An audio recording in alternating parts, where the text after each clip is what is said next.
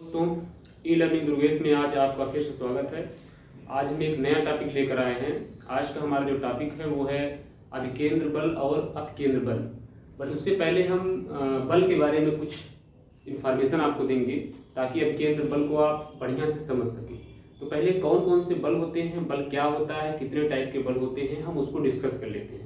उसके बाद हम अभिकेंद्र बल और अपकेंद्र बल को डिस्कस करेंगे।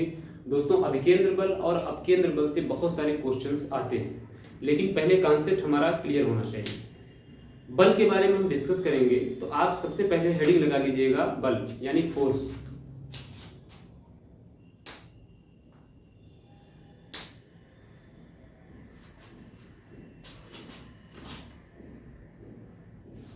दोस्तों, बल के बारे में अलग अलग साइंटिस्ट ने अलग अलग किताबों में अलग अलग परिभाषाएं दी गई है।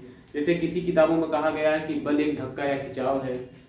कुछ किताबों में कहा गया है कि बल वह बाह्य कारक है जो वस्तु की स्थिति में परिवर्तन करता है।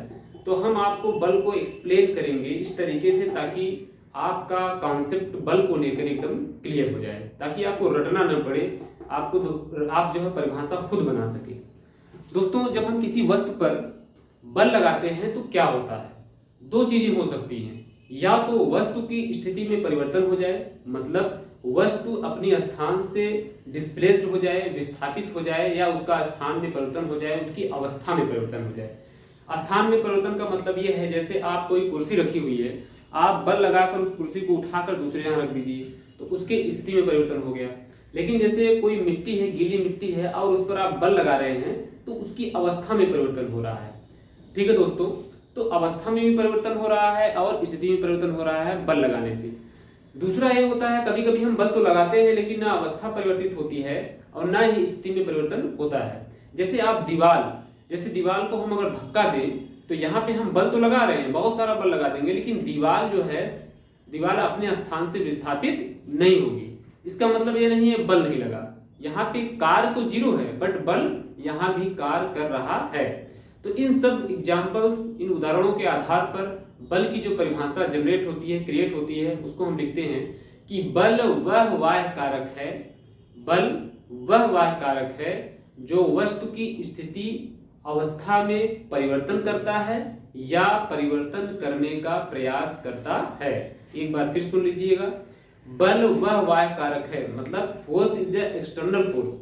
ठीक है, फोर्स क्या है, बल क्या है? एक एक्सटर्नल फोर्स है जो वस्तु की स्थिति या अवस्था में परिवर्तन करता है या करने का प्रयास करता है। ऐसा नहीं है कि वो परिवर्तन कर ही देगा, अगर प्रयास भी कर रहा है तो बल वहां पर माना जाएगा। तो आइए हम इसको थोड़ा सा लिख लेते हैं और आप कॉपी पेन निकाल लीजिएगा, नोट करना शुरू कर दीजिए। दोस्तों, जब तक आप नोट्स नहीं बनाएंगे तब तक कॉन्सेप्ट एक बार तो क्लियर हो जाएगा, लेकिन कुछ दिनों के बाद जब दूसरा सब्जेक्ट पढ़ने लगेंगे तो वो तुरंत आपके दिमाग से स्लिप भी कर सकता है। तो हमारी ये रिकमेंडेशन आपसे होगी, हमारा ये अनुरोध होगा कि आप नोट्स जरूर बनाएं।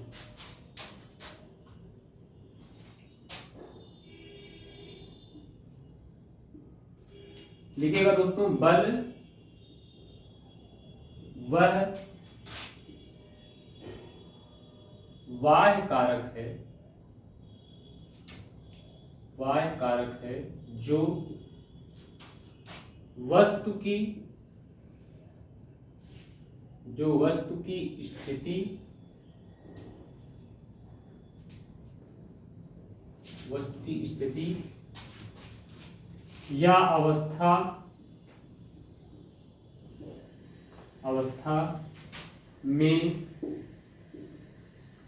स्थिति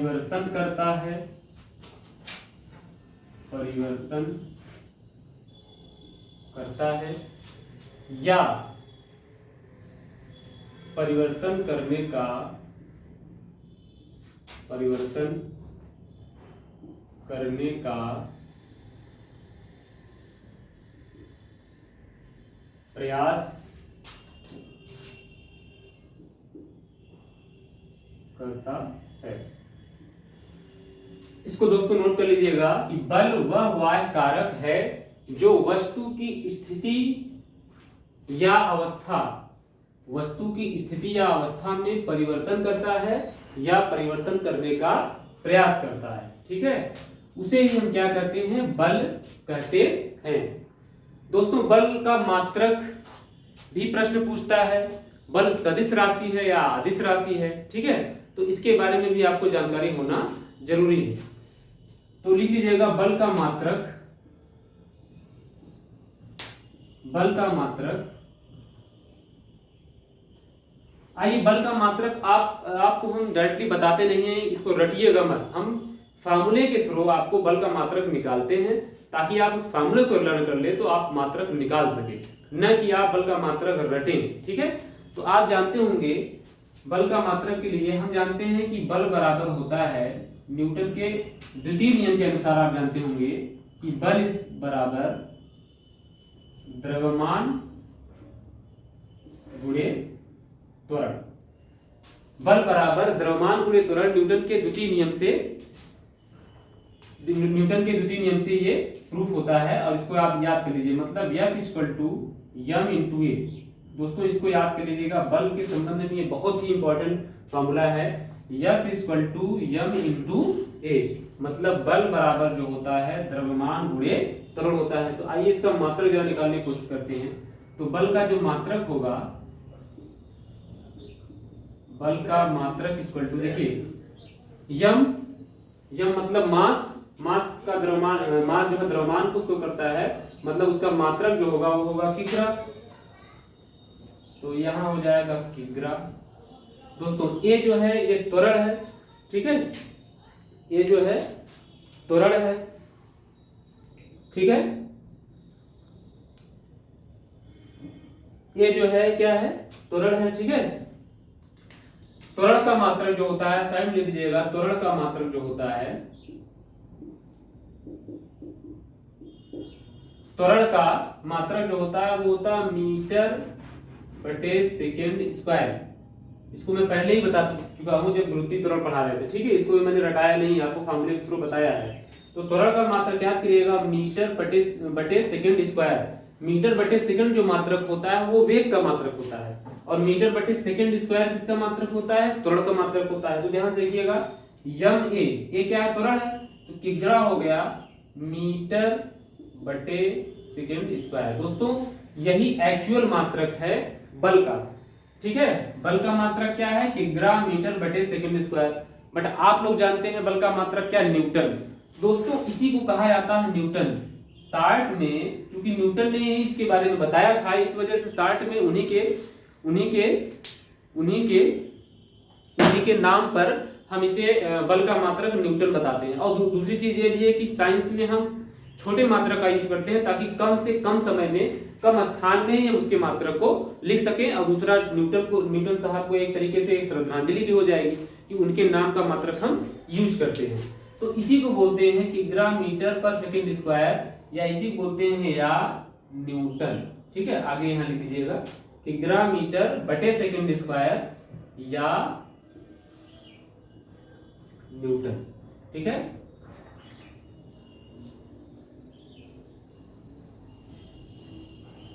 या न्यूटन। दोस्तों ये न्यूटन जो मात्रक है ये एसआई सिस्टम में है, एसआई सिस्टम में जो बल का मात्रक है उसे न्यूटन कहते हैं। और ये जो मात्रक है इसे हम कह सकते हैं यम के एस पद्धति में कह सकते हैं, यम के एस पद्धति में, ठीक है। यम के एस पद्धति में किग्रा मीटर बटे सेकंड स्क्वायर कह सकते हैं, या एसआई सिस्टम में हम इसको न्यूटन के द्वारा रिप्रेजेंट करते हैं बल के मात्रक को। दोस्तों बल का एक मात्रक और पूछता है, बल का एक मात्रक है डाइन, उसको भी लिख लीजिएगा। बल का अन्य मात्रक में लिख लीजिएगा, हो सकता है प्रश्न में आ सकता है आप, बल का अन्य मात्रक।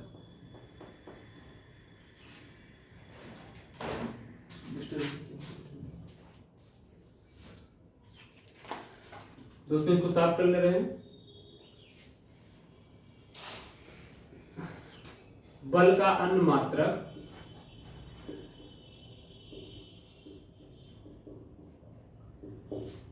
डाइन, ठीक है दोस्तों। बल का अन्य मात्रक जो होता है वो डाइन होता है। अक्सर करके ये भी प्रश्न पूछता है कि 1 न्यूटन बराबर कितने डाइन होता है, जिसको नोट कर लीजिएगा, 1 न्यूटन बराबर 10 की पावर 5 डाइन। ठीक है, तो ये सारी चीजें बल से संबंधित थी। ठीक है, एक बार फिर से डिस्कस कर लेते हैं कि बल वह बाह्य कारक है जो वस्तु की स्थिति में परिवर्तन करता है या अवस्था में परिवर्तन करता है या करने का प्रयास करता है, उसे हम बल कहते हैं। बल का मात्रक दोस्तों एमकेएस पद्धति में हम उसे किग्रा मीटर पर सेकंड स्क्वायर कहते हैं। हमने फार्मूले से आपको डिराइव करके बता दिया, रटने की कोई जरूरत नहीं है। आप याद केवल करेंगे F m ने, और आपके m और a का मात्रक पता होना चाहिए, तो आपको बल का मात्रक रटना नहीं पड़ेगा। तो किग्रा मीटर बटे सेकंड स्क्वायर ये मात्रक एमकेएस पद्धति में कहते हैं, लेकिन एसआई सिस्टम ने इसको किग्रा मीटर पर सेकंड को 60 में न्यूटन कहा जाता है। तो एसआई सिस्टम में बल का मात्रक क्या हो गया, न्यूटन हो गया दोस्तों। बल का और अन्य छोटा मात्रक ये डाइन हो गया। ठीक है, 1 न्यूटन बराबर 10 की पावर 5 डाइन होता है। ये चीजें दोस्तों थी बल के बारे में, इसको आप नोट कर लीजिए, फिर हम आगे चलते हैं।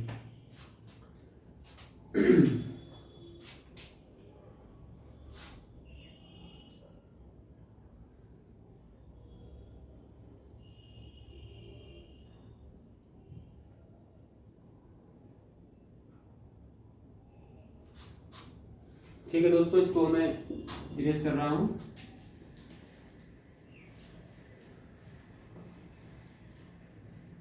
अब हेडिंग लगाइएगा बल के प्रकार।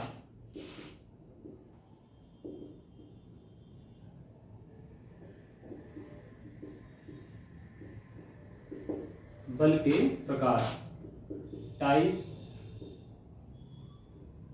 ऑफ फोर्सेस,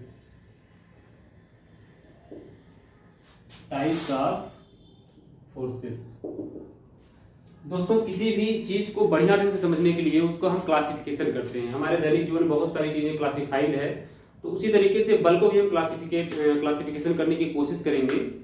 तो किताबों में बल को अलग अलग तरीके से क्लासिफाई किया गया है। जैसे कुछ किताबों में दिया गया है बल 2 प्रकार के होते हैं, संतुलित बल, असंतुलित बल। ठीक है, लेकिन जो इसका करेक्ट क्लासिफिकेशन है हम उसको डिस्कस करेंगे, उसमें सारी चीजें आ जाएंगी। ठीक है दोस्तों, तो बल जो है 2 तरीके का हो सकता है। एक होता है संपर्क बल और दूसरा होता है असंपर्क बल।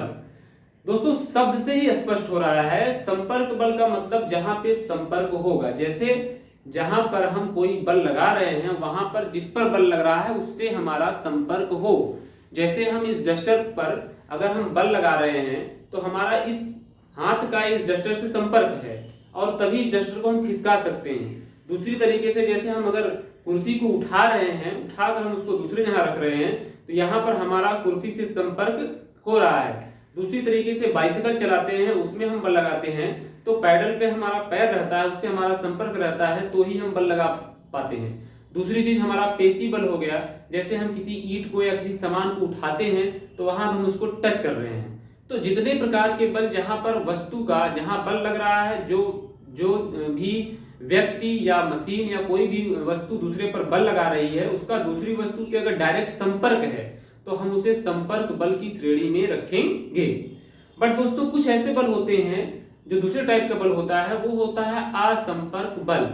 असंपर्क बल का मतलब जहां पर संपर्क हो ही ना और बल कार्य करने लगे, जहां पर वस्तु का एक दूसरे से संपर्क न हो, मतलब जो बल लगा रहा हो और जिस पर लगा रहा हो उन दोनों में कोई डायरेक्टली टच ना हो, मतलब वो संपर्क न करें, फिजिकली एक दूसरे से जुड़े न, लेकिन फिर भी वहां पर कोई फोर्स आप फील करें, कोई फोर्स वहां पर अप्लाई हो, तो वहां पर होता है असंपर्क बल। ठीक है दोस्तों, तो पहले आप लिख लीजिएगा बल के प्रकार में पहला बल लिखिएगा संपर्क बल। संपर्क बल, अब इसको मैं डिफाइन करके लिख नहीं रहा हूं, मैं कॉन्सेप्ट क्लियर कर दे रहा हूं, बाकी अगर आपको लिखना हो तो मैं बोल रहा हूं लिख लीजिएगा। ठीक है, अब इसकी डिफिनीशन वगैरह कुछ नहीं है, बस संपर्क बल होता क्या है मैं क्लासिफाइड कर दे रहा हूं, उसको लिख लीजिए। ठीक है, दूसरा दोस्तों मैंने बताया पहला तो संपर्क हो गया, दूसरा है असंपर्क बल। असंपर्क बल, ठीक है। संपर्क बल में जैसे आप किसी कुर्सी पर जो है कुर्सी पर बल लगा के उसको खिसका रहे हैं, ठीक है। दूसरी तरीके से साइकिल चलाना हुआ, पेशी बल हुआ, ये सारे संपर्क बल में आएंगे। ठीक है, तो यहां लिख दीजिएगा जैसे पेशीय बल,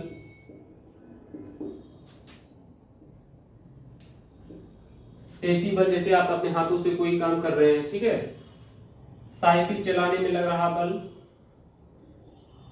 साइकिल चलाने में लग रहा बल, ठीक है। किसी वस्तु को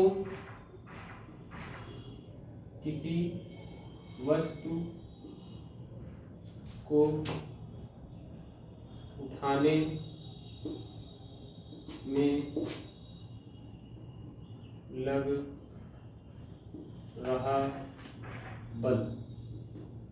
दोस्तों बहुत सारे एग्जांपल हो सकते हैं, मैं कितना लिखूंगा, बस इतना जानते रहिए कि जहां पर वस्तु का डायरेक्टली संपर्क हो, जैसे मैं डस्टर उठा रहा हूं, मेल उठा रहा हूं, कलम उठा रहा हूं, इस सब में क्या मैं वस्तु से मेरा संपर्क है, ठीक है, तो वहां पे हम उसे संपर्क बल की श्रेणी में रखेंगे। बाकी आप समझदार हो उसको आप समझ सकते हैं, ठीक है। अब आते हैं असंपर्क बल के बारे में। अच्छा, संपर्क बल में भी दो तरीके की चीजें हो सकती हैं, एक होता है संतुलित बल और एक होता है असंतुलित बल। मैं उसको भी यहाँ पे क्लासिफाइड कर दे रहा हूँ। तो संपर्क बल जो है इसको भी हम दो तरीके से क्लासिफाइड कर सकते हैं, ए और बी। एक होता है संतुलित बल, एक होता है संतुलित बल, जिसे इंग्लिश में कहते हैं बैलेंस्ड फोर्स। क्या कहते हैं? Balance force. और दूसरा होता है असंतुलित बल, असंतुलित बल, ठीक है। संतुलित बल का मतलब है जहां पर परिणामी बल शून्य हो, जहां पर परिणामी बल शून्य हो वहां पर संतुलित बल होता है। जैसे मान लीजिए कोई बड़ा सा पत्थर है और इधर से कोई उसको धक्का दे रहा है, ढकेल रहा है, और उधर से कोई दूसरा व्यक्ति भी धक्का दे रहा है, और रियलिटी में क्या हुआ है, रिजल्टेंट जो फोर्स है वो जीरो हो जा रहा है, मतलब वस्तु के स्थान में कोई परिवर्तन नहीं हो रहा है। तो ऐसे कंडीशन में हम कहेंगे उसका जो परिणामी बल है वो शून्य है, तो इस तरीके के बल को हम कहेंगे संतुलित बल।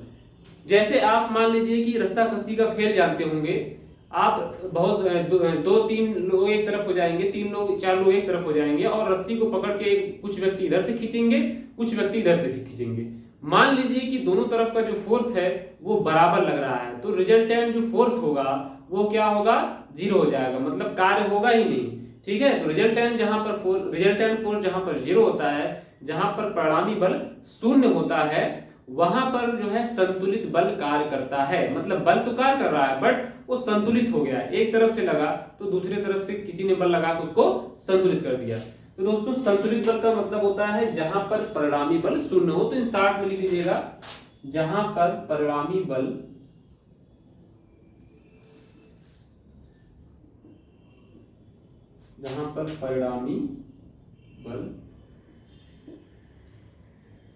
शून्य हो, जहां पर परिणामी बल शून्य हो। परिणामी बल को इंग्लिश में रिजल्टेंट फोर्स कहते हैं। परिणामी बल का मतलब आप समझ गए हैं। जैसे मान लीजिए कोई बॉक्स ही है, ठीक है, बड़ा सा बॉक्स है, इधर से कुछ लोग धक्का दे रहे हैं, उधर से कुछ लोग धक्का दे रहे हैं, और रिजल्टेंट फोर्स क्या है, जीरो, मतलब उसके स्थान में कोई परिवर्तन नहीं हो रहा है। 10 न्यूटन का बल इधर भी लग रहा है और 10 न्यूटन का बल इधर से भी लग रहा है, और कोई वस्तु बीच में है, धक्का दे रहे हैं और उसके स्थान में कोई परिवर्तन नहीं हो रहा है, तो परिणामी बल शून्य होगा। तो इस तरीके के बल को बोलेंगे हम संतुलित बल। अब दोस्तों दूसरा क्या है, असंतुलित बल। जितने भी फोर्स हैं, जितने भी वर्क हो रहे हैं, ज्यादातर वो असंतुलित बल के ही है। जैसे कुर्सी को आप उठा रहे हैं तो भाई उसको असंतुलित कर रहे हैं, आपने बल लगाया, उसने विरोध तो किया, लेकिन उतना विरोध नहीं कर पाया, आपने उठा के उसके स्थान को परिवर्तित कर दिया। मैं डस्टर को उठा के यहाँ से वहां कर दिया, ठीक है। मैं साइकिल चला रहा हूँ, ये भी असंतुलित बल है। बस चल रही है, ये असंतुलित बल है। आप चल रहे हैं बल लगाकर, असंतुलित है बल है। तो जहां पर परिणामी बल शून्य न हो, मतलब बल लगे तो उसका कुछ विस्थापन नजर आए, उसका कुछ कार्य नजर आए, ठीक है। ऐसा ना हो कि आप बल लगा रहे हैं और उसका रिजल्टेंट फोर्स जीरो हो जाए। अगर ऐसा नहीं हो रहा है तो इसका मतलब वो असंतुलित बल की श्रेणी में आएगा। जैसे मान लीजिए आप कोई बॉक्स है, कोई पत्थर है, आप उसको ढकेल रहे हैं और उसको ढकेल कर आप उसके स्थान में परिवर्तन कर दे रहे हैं, तो वहां पे असंतुलित बल होगा, ठीक है। तो असंतुलित बल में क्या मैंने बताया, परिणामी बल शून्य नहीं होता है, मतलब बल जो है अपना कार्य करता है, ठीक है। बल कुछ न कुछ वस्तु की स्थिति में, अवस्था में परिवर्तन जब कर दे तो हम उसे कहेंगे असंतुलित बल, ठीक है। इसकी डिफिनेशन लिखाने की जरूरत नहीं है, बस कॉन्सेप्ट को समझिएगा और छोटा सा लिख लीजिएगा शॉर्ट में, कि जहां परिणामी बल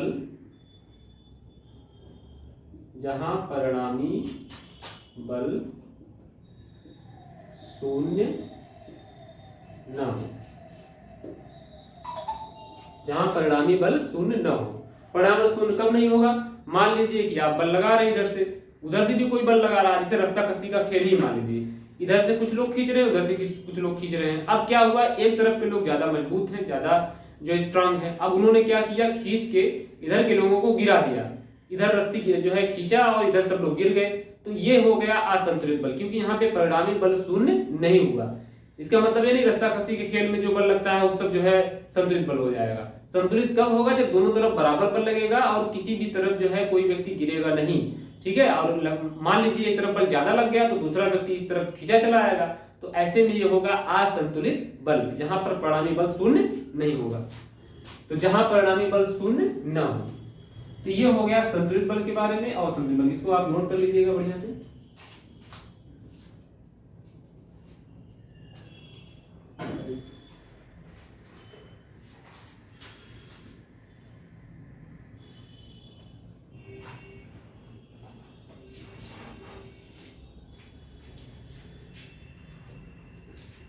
इसको दोस्तों नोट कर लीजिएगा। बल के प्रकार में संपर्क बल सब क्या है? असंतुलित बल, असंतुलित बल,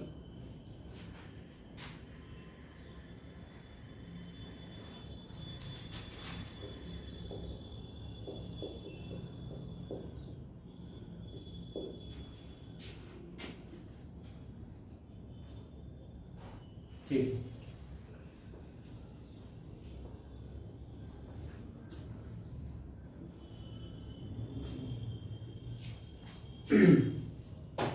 अब आइए दोस्तों असंपर्क बल के बारे में हम समझ लेते हैं। तो अब हेडिंग बना लीजिएगा असंपर्क बल, ठीक है।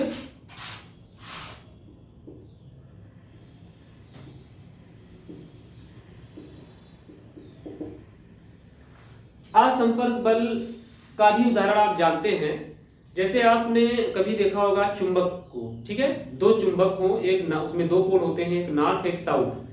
अगर नॉर्थ पोल को साउथ पोल की तरफ अगर ले जाएं, आप जानते हैं विपरीत ध्रुव एक दूसरे को आकर्षित करता है, तो वो क्या होता है कि कुछ ही दूरी पर पहुंचता है और उसके बाद इस फोर्स काम करने लगता है, वो आपस में चिपका लेता है।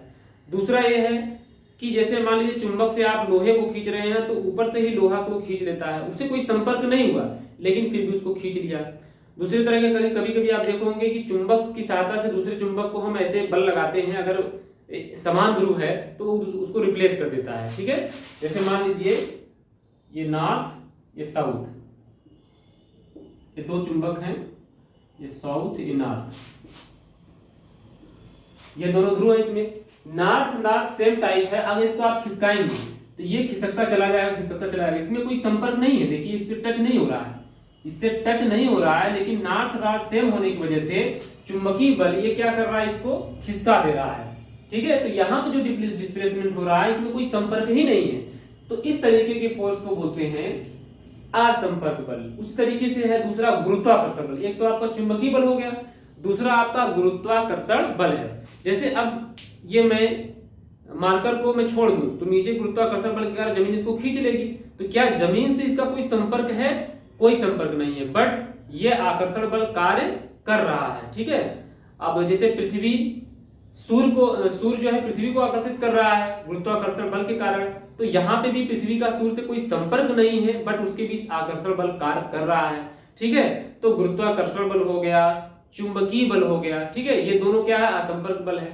तीसरा जो टाइप का है वो है आपका स्थिर वैद्युत बल, जो दो आवेशों के बीच कार्य कर सकता है। एक जो है पॉजिटिव, एक नेगेटिव आवेश, अगर दो आवेश हैं तो उनके बीच जो आकर्षण बल कार्य करेगा वो भी क्या होगा? असंपर्क बल होगा, क्योंकि उसमें भी कोई संपर्क नहीं हो रहा है। तीसरा जो है नाभिकीय बल। नाभिकीय बल जो न्यूट्रॉनों और प्रोटॉनों को आपस में बांधे रखता है उसे बोलते हैं हम नाभिकीय बल। नाभिकीय बल में न्यूट्रॉन का प्रोटॉन से डायरेक्टली कोई अटैचमेंट नहीं होता, डायरेक्टली संपर्क नहीं होता है, बट न्यूट्रॉन प्रोटॉन आपस में उसका अस्तित्व बना रहता है, तो वो नाभिकीय बल के कारण होता है। तो नाभिकीय बल, गुरुत्वाकर्षण बल, चुंबकीय बल, ध्यान से फिर सुनिएगा। चुंबकीय बल, स्थिर वैद्युत बल। चुंबकीय बल कौन है? जो चुंबक के दो ध्रुवों के बीच कार्य करता है। स्थिर वैद्युत बल कौन है, आवेशों के बीच कार्य करता है। तीसरा है गुरुत्वाकर्षण बल, जो ब्रह्मांड में किन्हीं दो पिंडों के बीच कार्य करता है। गुरुत्वाकर्षण बल के बारे में मैं अगले एक लेक्चर में डिस्कस भी कर चुका हूं। और जो चौथा बल है वो है नाभिकीय बल, जो न्यूट्रॉनों और प्रोटॉनों को आपस उसके अस्तित्व को बनाए रखने में सहायक होता है, वो होता है नाभिकीय बल। दोस्तों एक चीज और यहाँ भी ध्यान रखिएगा, जो नाभिकीय बल होता है वो जितने भी बल हैं उनसे सबसे ज्यादा स्ट्रांग होता है। गुरुत्वाकर्षण बल से नाभिकीय बल ज्यादा मजबूत होता है। ठीक है, अक्सर करके पूछता है कि कौन ज्यादा स्ट्रांग बल है। ठीक है, नाभिकीय बल ज्यादा स्ट्रांग है, गुरुत्वाकर्षण बल स्ट्रांग है, तो नाभिकीय बल ज्यादा स्ट्रांग होगा। तो आइए इसको नोट कर लेते हैं। असंपर्क बल में कौन कौन से आ जाएंगे, जैसे पहला हो गया आपका गुरुत्वाकर्षण बल, गुरुत्वाकर्षण बल। ठीक है, दूसरा आपका हो गया विद्युत चुंबकीय बल, स्थिर वैद्युत बल, स्थिर वैद्युत बल। तीसरा जो होता है आपका वो मैंने बताया नाभिकीय बल, नाभिकीय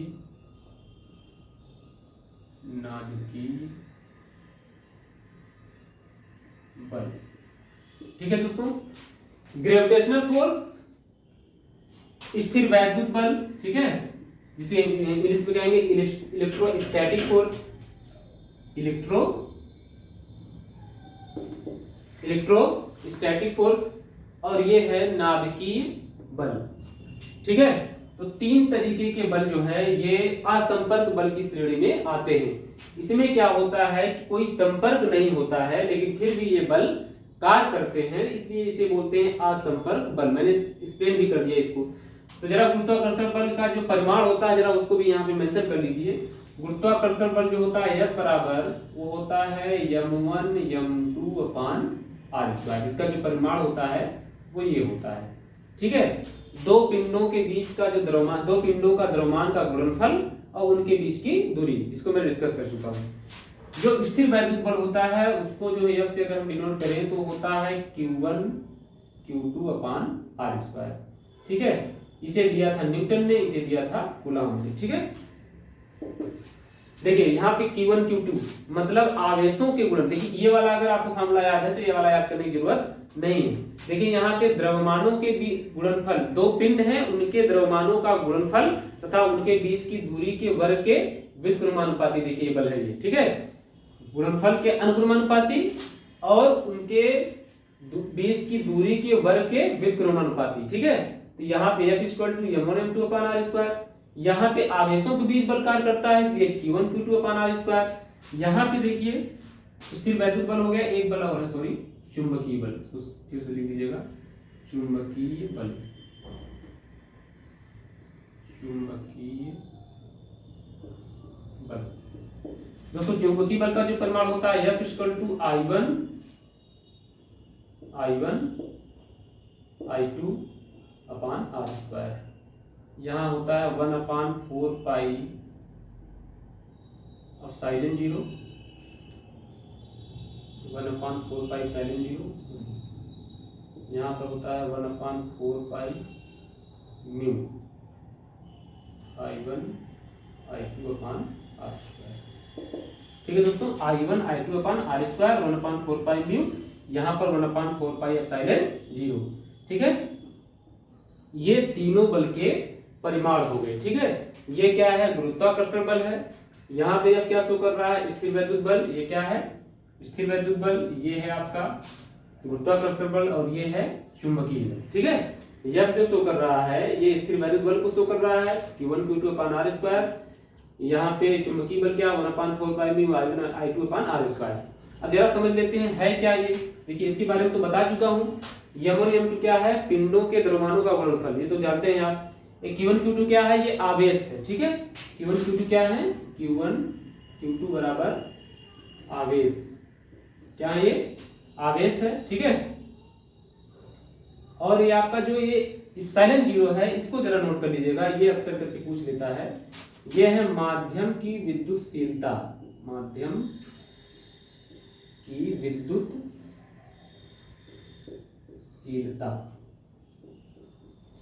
माध्यम की विद्युतशीलता आप साइलेंट जीरो को बोलते हैं, ठीक है। और ये चुंबकीय बल में जो म्यू आया है, ठीक है, ये म्यू क्या है, इसको नोट करिएगा, म्यू बराबर चुंबक की, इसकी वैल्यू कांस्टेंट होती है दोनों की, दिया रहेगा आपको, चुंबक की चुंबकशीलता, चुंबक की चुंबकशीलता, इसका मतलब डिपेंड करेगा किस प्रकार का चुंबक लिया गया है, किस प्रकार का माध्यम लिया गया, उस पर एप्सिलॉन जीरो डिपेंड करेगा। तो ये है माध्यम की विद्युतशीलता और ये क्या है, चुंबक की चुंबकशीलता। यहाँ पर Q1 Q2 क्या है, आवेश है, यहाँ पर M1 M2 जो था वो पिंड का द्रव्यमान है, ठीक है, पिंड का द्रव्यमान, नोट कर लीजिएगा इसको। I1 I2 क्या है, ध्रुवों, जो ध्रुव है, जो चुंबक के ध्रुव होते हैं नॉर्थ और साउथ, उनकी प्रबलता I1 I2 शो कर रहा है, ठीक है। तो लिख दीजिएगा I1 I2 चुंबकीय ध्रुवों की प्रबलता, ठीक है दोस्तों।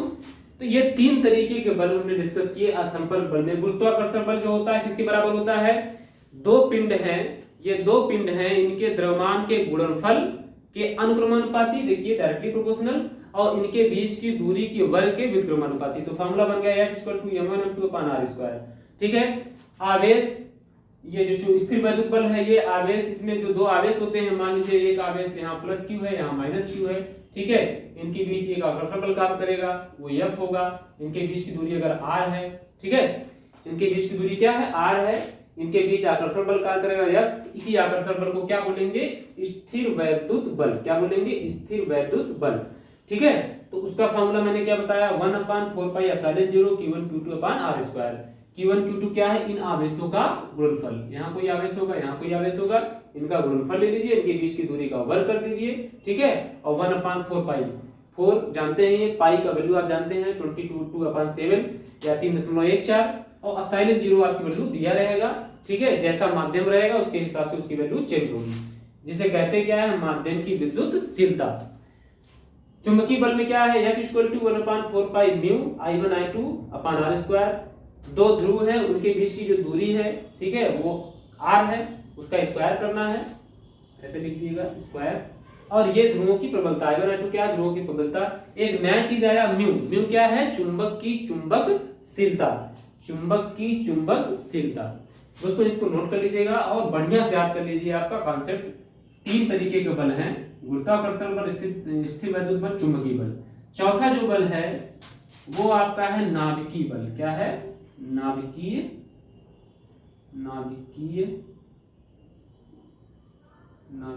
बल, ठीक है, न्यूक्लियर फोर्स, क्या बोलते हैं इसको, न्यूक्लियर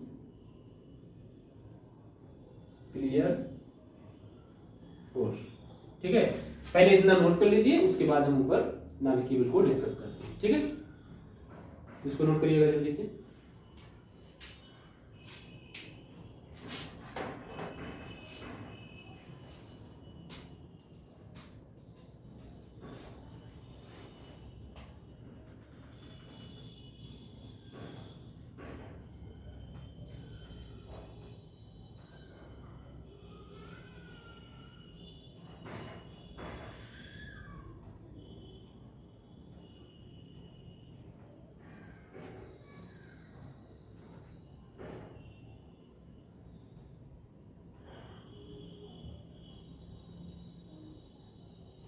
ठीक है दोस्तों, इसको नोट कर लिए होंगे आप।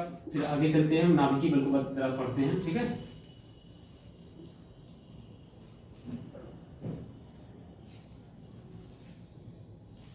चलिए एक बार फिर से जरा नाभिकीय बल को पढ़ने से पहले हम तीनों बल को फिर से डिस्कस कर ले रहे हैं। गुरुत्वाकर्षण बल क्या है, दो पिंडों के बीच कार्य करने वाला ब्रह्मांड में किन्हीं भी दो पिंडों के बीच कार्य करने वाला आकर्षण बल गुरुत्वाकर्षण बल कहलाता है। इसकी वैल्यू होती है F = m1 m2/r²। दो आवेशों के बीच, दो आवेश है, एक प्लस एक माइनस, तो उनके बीच आकर्षण होगा। अगर दोनों समान आवेश है तो उनके बीच प्रतिकर्षण होगा। लेकिन जो गुरुत्वाकर्षण बल होता है वो हमेशा आकर्षी प्रवृत्ति का होता है, प्रतिकर्षण उसमें नहीं होता है। लेकिन स्थिर वैद्युत बल में आकर्षण भी हो सकता है, प्रतिकर्षण।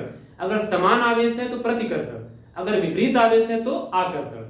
तो दो आवेश हैं, उनके बीच की दूरी अगर r है तो उनके बीच जो आकर्षण बल कार्य करेगा, आवेशों के बीच जो आकर्षण बल कार्य करेगा, विपरीत आवेशों के बीच जो आकर्षण बल कार्य करेगा, उसी को बोलते हैं स्थिर वैद्युत आकर्षण बल, इलेक्ट्रोस्टैटिक फोर्स। क्या बोलेंगे? इलेक्ट्रोस्टैटिक फोर्स या विद्युत स्थिर वैद्युत आकर्षण बल।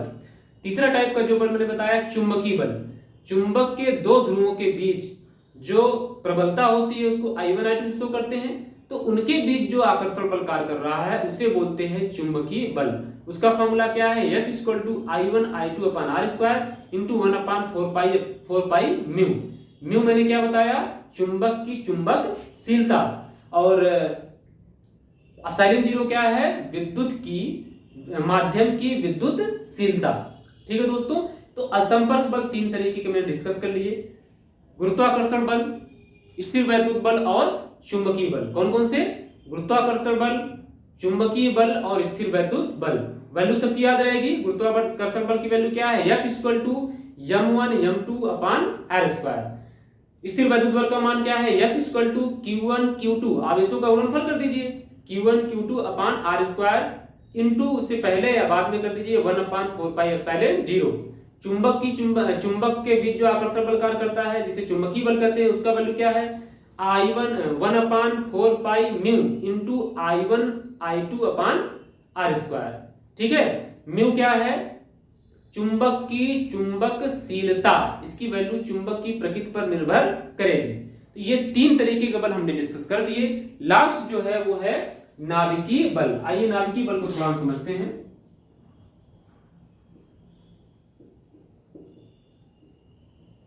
नाभिकीय बल इंग्लिश में इसे कहेंगे न्यूक्लियर फोर्स। दोस्तों आप जानते हैं कोई भी पदार्थ, दुनिया का कोई भी पदार्थ किससे बना है? परमाणु से बना है। परमाणु किससे बना है? इलेक्ट्रॉन, प्रोटॉन और न्यूट्रॉन से। सही पूछिए तो पूरे यूनिवर्स में इलेक्ट्रॉन, प्रोटॉन, न्यूट्रॉन का ही कॉम्बिनेशन है। Universe is the chemical combination. हमारा शरीर भी क्या है? केमिकल कॉम्बिनेशन है। ठीक ढंग से उसका कॉम्बिनेशन जो होता है उसी के अकॉर्डिंग हमारा शरीर बनता है, कोई वस्तु बनती है, उसमें सब में इलेक्ट्रॉन और प्रोटॉन होते हैं।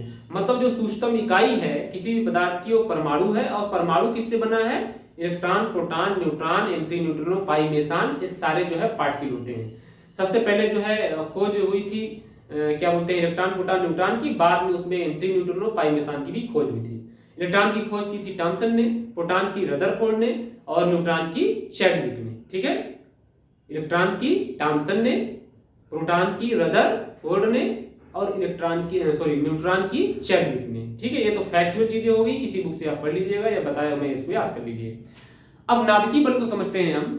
नाभिकीय बल क्या है? जो किसी भी परमाणु के नाभिक में, किसी भी परमाणु के नाभिक में प्रोटॉनों और न्यूट्रॉनों को जो बांधे रखने वाला जो बल है उसी को बोलते हैं हम नाभिकीय बल।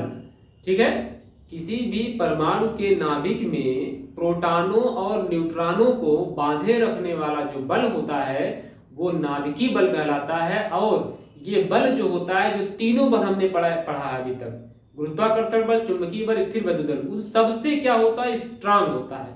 सबसे स्ट्रांग कौन? नाभिकीय बल। सबसे छोटे पोर्शन में काम कर रहा है बट सबसे ज्यादा स्ट्रांग होता है। ठीक है, तो नाभिकीय बल क्या होता है? सबसे ज्यादा स्ट्रांग होता है। दोस्तों ये गुरुत्वाकर्षण बल से जानती कितने गुना होता है? 10⁻38 गुना। मतलब जो पृथ्वी आकर्षण बल लगा रही है हम पर, उस बल से ये जो नाभिकीय बल होता है 10⁻38 गुना ज्यादा जो क्या होता है? पावरफुल होता है। और चुंबकीय बल से 10⁻2 गुना पावरफुल होता है। ठीक है, नाभिकीय बल भी दो तरीके के होते हैं, एक होता है प्रबल नाभिकीय बल, एक होता है दुर्बल नाभिकीय बल। ठीक है, तो पहले नाभिकीय बल को थोड़ा सा डिफाइन कर लीजिए, लिखिएगा, मैं बोल रहा हूं आप लिख लीजिए। ठीक है, किसी परमाणु के नाभिक में उपस्थित प्रोटॉनों और न्यूट्रॉनों को बांधे रखने वाला बल नाभिकीय बल कहलाता है। ठीक है, न्यूट्रॉनों और प्रोटॉनों को बांधे रखने वाला बल नाभिकीय बल कहलाता है। एक्चुअली ये नाभिकीय बल प्रबल नाभिकीय बल होता है। जो न्यूट्रॉनों और प्रोटॉनों को आपस में बांधे रखता है वो क्या होता है? प्रबल नाभिकीय बल होता है। ठीक है दोस्तों, तो नाभिकीय बल दो तरीके के होते हैं, एक होते हैं प्रबल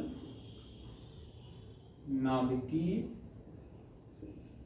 बल और दूसरा होता है दुर्बल नाभिकीय बल। जो प्रबल नाभिकीय बल होता है किसकी बीच कार्य करता है? लिख लीजिएगा, न्यूट्रॉनों और प्रोटॉनों को बांधे रखने वाला बल। देखिए प्रबल नाभिकीय बल क्या है? न्यूट्रॉनों प्रोटॉनों को बांधे रखने वाला बल। ठीक है, और ये क्या है? नाभिकीय बल क्या है? इसको नोट कर लीजिएगा, न्यूट्रॉनों प्रोटॉनों को बांधे रखने वाला बल। ठीक है, नाभिकीय बल होता है। एक मिनट से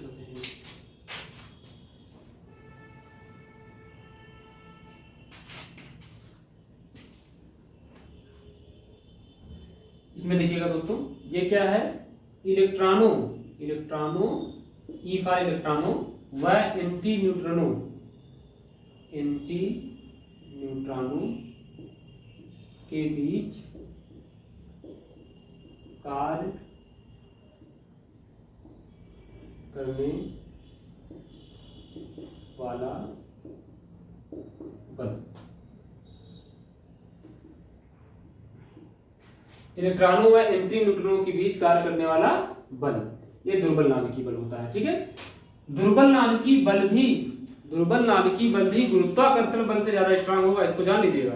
क्योंकि है तो ये नाभिकीय बल ही ना, ये मत सोचिएगा दुर्बल है तो कमजोर है। ये दुर्बल है, इससे दुर्बल है। ठीक है, लेकिन गुरुत्वाकर्षण बल से ये बहुत ही मजबूत है। ठीक है, गुरुत्वाकर्षण बल से ज्यादा मजबूत है ये। तो जरा आप लास्ट में नोट करिएगा, एक फैक्ट या एक जो है जानकारी की चीज है थोड़ा इसी संबंधित, तो नोट बना के लिखिएगा नाभिकीय बल या प्रबल नाभिकीय बल गुरुत्वाकर्षण बल से 10 की घात 38 गुना ज्यादा ताकतवर होता है। ठीक है, लिखिएगा प्रबल नाभिकीय बल गुरुत्वाकर्षण बल से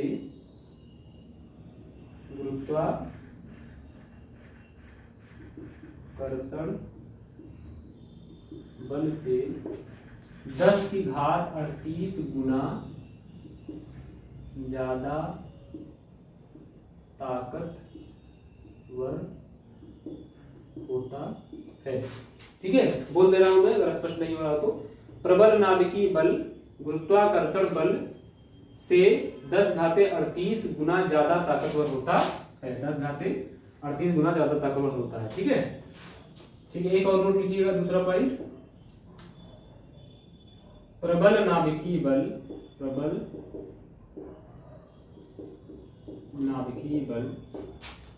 चुंबकीय बल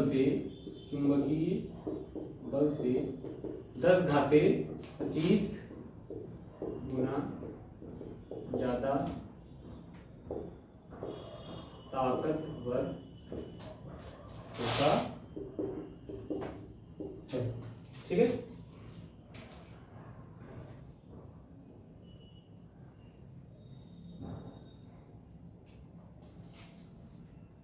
दस घाते क्या? प्रबल नाभिकीय बल चुंबकीय बल से 10 घाते 2 गुना ज्यादा ताकतवर होता है। ठीक है, इसको नोट कर लीजिएगा। ठीक है, तो सबसे कमजोर बल कौन होगा? गुरुत्वाकर्षण। मैं लीजिएगा, सबसे कमजोर बल गुरुत्वाकर्षण बल होता है। सबसे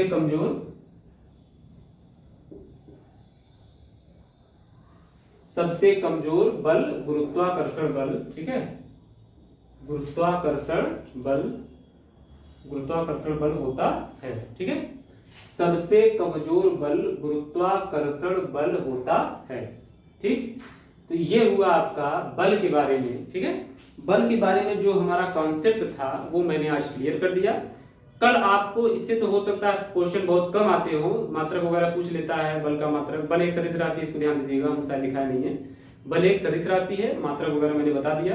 एमकेएस में क्या होता है, सीजीएस में क्या होता है। ठीक है, तो ये बल के बारे में आपका कॉन्सेप्ट जो है मैंने पूरा कर दिया। अब जो सबसे इंपॉर्टेंट चीज है वो है अभिकेंद्र बल और अपकेंद्र। Most important topic for super TET, R TET या किसी भी एग्जाम के लिए जो है, एसएससी वगैरह में भी इससे क्वेश्चन आते हैं, सिविल में भी आते हैं, हर जगह अभिकेंद्र बल से क्वेश्चन जरूर आता है। तो अगला जो मेरा टॉपिक होगा वो अभिकेंद्र बल और अपकेंद्र बल पे ही पूरा बेस्ड होगा दोस्तों। 35-40 मिनट का वो वीडियो होगा, केवल अभिकेंद्र बल और अपकेंद्र बल के बारे में ही डिस्कस करेंगे।